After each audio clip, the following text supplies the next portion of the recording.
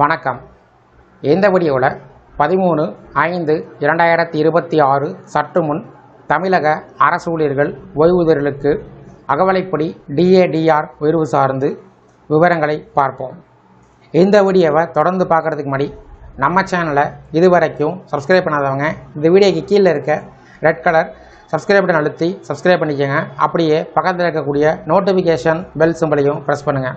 அப்போ தான் நம்ம சேனலில் இதுபோல் வீடியோக்கள் அப்டேட் பண்ணும்போது அதற்கான நோட்டிஃபிகேஷன் உங்களுக்கு உடனுக்குடன் கிடைக்கும்.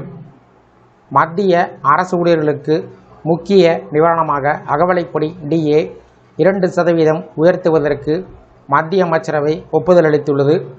இந்த நிலையில் தமிழ்நாடு அரசு ஊழியர்கள் ஓய்வூதியர்களுக்கு அகவலைப்படி உயர்வு எப்போது கிடைக்கும் என்பது சார்ந்து விவரங்களை பார்க்கலாம். பிரதமர் நரேந்திர மோடி தலைமையில் நடைபெற்ற அமைச்சரவை கூட்டத்தில் இந்த முடிவுகள் எடுக்கப்பட்டது.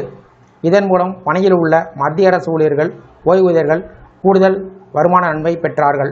அகவலைப்படி என்பது பணவீக்கம் அதிகரிக்கும் நிலையில் ஊழியர்களின் வாழ்க்கை தரம் பாதிக்கப்படாமல் இருக்க வழங்கப்படும் முக்கியமான தொகை.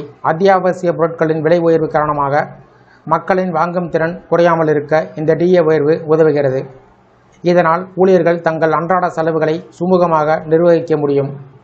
மத்திய அரசு வழக்கமாக ஆண்டுக்கு 2 முறை ஜனவரி மற்றும் ஜூலை மாதங்களில் அகவலைப்படி மற்றும் அகவலை நிவாரணத்தினை திருத்தி அமைத்து வருகிறது. இந்த நடைமுறை பணவீக்கத்தை அளவிடக்கூடிய நுகர்வோர் விலை குறியீடு CPI அடிப்படையாக கொண்டு செய்யப்படுகிறது. தற்போது 2% உயர்வு அதே வழக்கமான திருத்த முறையின் ஒரு பகுதி. இதற்கு முன்பாக கடந்த ஆண்டு அக்டோபர் மாதத்தில் அகவலைப்படி 55%லிருந்து 58% உயர்த்தப்பட்டது. இந்த உயர்வு 2025 ஜூலை மாதம் 1ஆம் தேதி முதல் அமலுக்கு வந்ததுடன் நிலுவைத் தொகையுடன் வழங்கப்பட்டது. அதனால் ஊழியர்களுக்கும் ஓய்வூதியர்களுக்கும் ஒரு நல்ல அளவிலான நிதி நன்மை கிடைத்தது.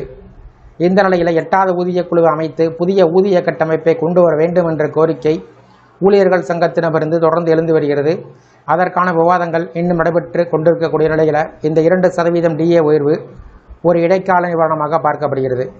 இந்த நிலையில் மத்திய அரசு அறிவிப்பை தொடர்ந்து மாநில அரசும் ஊழியர்கள் மற்றும் ஓய்வூதியர்களுக்கு அகவலைப்படி உயர்வை அறிவிப்பது வழக்கம். இந்த நிலையில் 2026ஆம் ஆண்டு தமிழ்நாடு சட்டமன்ற தேர்தலில் வெற்றி பெற்று தமிழ்நாட்டின் முதலமைச்சராக தமிழக வெற்றிக் கழகத்தின் தலைவர் C.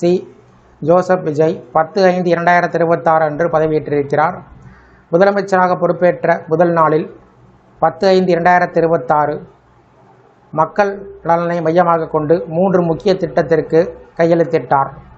இந்த நிலையில் 11/5/2026 தமிழ்நாடு சட்டமன்ற உறுப்பினர்கள் பதவியேற்பு விழா நடைபெற்றது.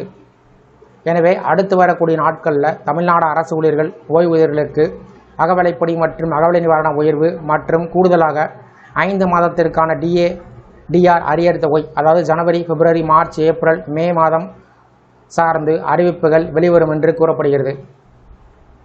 இந்த வீடியோ குறித்த உங்களுடைய கருத்துக்களை கமெண்ட் செக்ஷனில் பதிவிடுங்க. இந்த வீடியோ பிடிச்சிருந்தா வீடியோக்கு லைக் பண்ணுங்கள். இந்த வீடியோ ஷேர் பண்ணுங்கள். நன்றி.